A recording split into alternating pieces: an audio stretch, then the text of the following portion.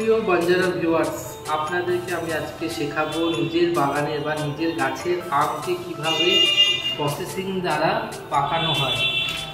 তো প্রথমে এইরকম যদি ধরুন আপনার আম বাগানের পড়েছে 10 থেকে 12 কিলো, তাহলে এরকম ছোট্ট একটি ক্রেট, প্লাস্টিকের ক্রেট দ্বারা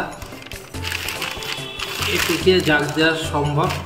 তার জন্য কি করতে হবে, এই ছোট ক্রেটটিকে আপনাকে প্রথমে খবরের কাগজ দিয়ে চারিপাশটা ঢেকে দিতে হবে, যাতে কোনো রকম হাওয়া না বেরোয়।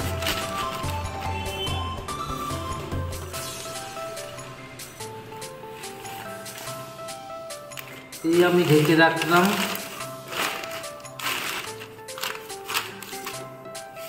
আচ্ছা, এর পরের স্টেপ আমি আপনাদেরকে দেখাবো। এই ছোট ক্রেটের জন্য, মানে 10 থেকে 12 কিলো আমের জন্য 100 গ্রাম কার্বাইড, যেটা আপনারা হার্ডওয়্যার এবং মুদিখানার দোকানে পেতে পারেন।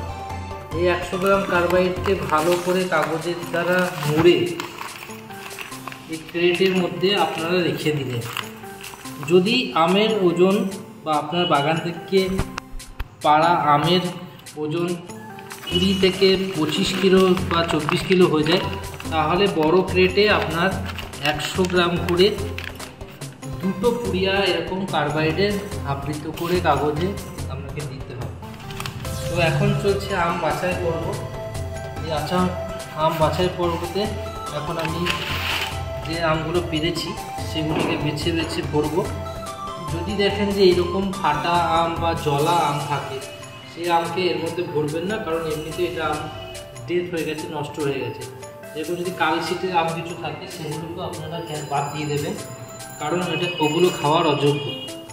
এভাবে লেয়ার বাই লেয়ার, মানে ছলি বাই ছলি আমটাকে সাজাতে হবে,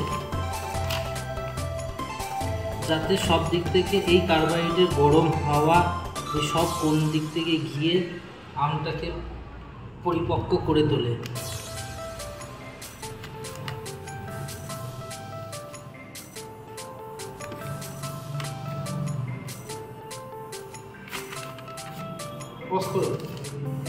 দর্শক বন্ধুরা, আপনারা দেখতে পাচ্ছেন প্রথম ছলি নিচের দিক থেকে হয়ে গেছে।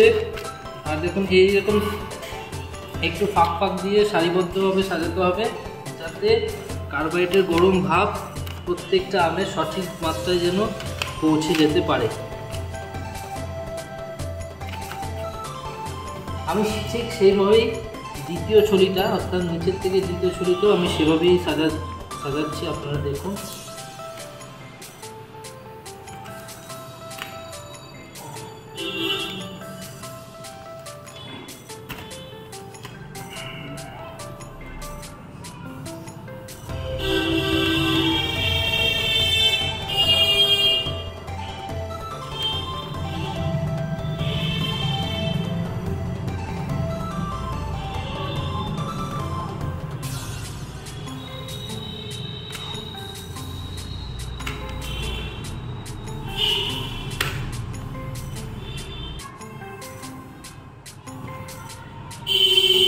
দেখুন কীভাবে সারিবদ্ধভাবে আমগুলোকে সাজানো হচ্ছে পরিপক্ক করার জন্য।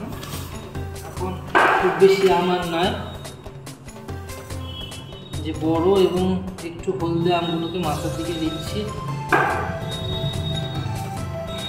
সেটা সাজানোর পদ্ধতিটা অবলম্বন করতে হবে, যাতে ছলি বাই ছলি প্রত্যেকটা আমে যেন হাওয়া, গরম হাওয়া সঠিকভাবে যায়।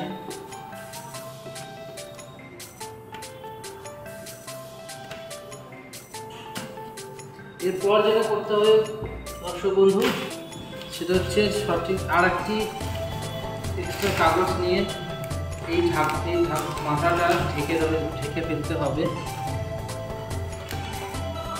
যাতে কোনোভাবেই বাইরের ঠান্ডা হাওয়া এবং এই ভেতরের গরম হাওয়া বাইরের দিকে না যেতে পারে।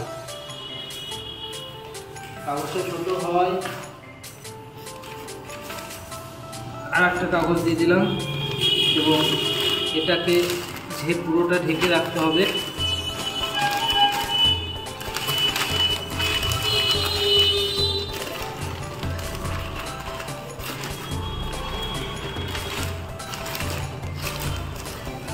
এবং এটাকে এই সতর্কতা অবলম্বন করতে হবে দর্শকরা, যে এই সাইড দিয়েও যেন, এই যে ক্রেটের সাইড দিয়ে চারকোনেও যেন কোনোভাবে হাওয়া পাস না করতে পারে, ঠান্ডা হাওয়া যেন না লাগতে পারে এই ক্রেটের গায়ে, এবং গরম হাওয়া না বেরোতে পারে।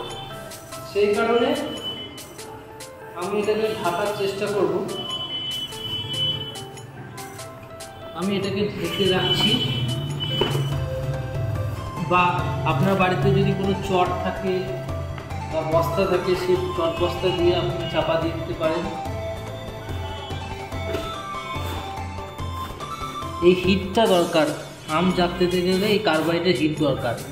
এইভাবে আপনি মোটামুটি 48 থেকে 50 ঘন্টা জাগে রাখার পর, অর্থাৎ আজকে যদি আপনি জাগ দেন, ঠিক পরশু দিন, আগামী পরশু দিন আপনি এই টাইমে এই জাগ খুলবেন, তার আগে খুলবেন না।